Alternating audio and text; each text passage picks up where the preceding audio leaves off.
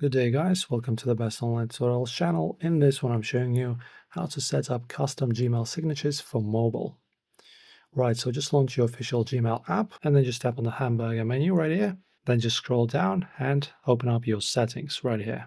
After that, when you open up the settings there, you'll be provided a list of your full emails. If you have one, just tap on it and you will be taken here.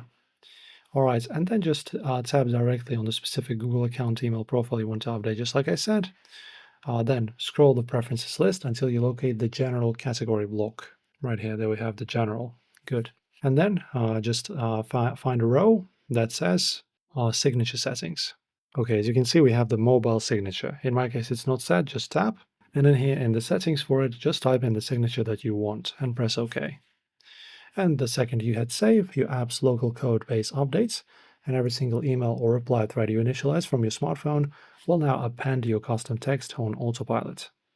That's it for this one, guys. Enjoy as always, like and subscribe. This helps us a lot, and thank you for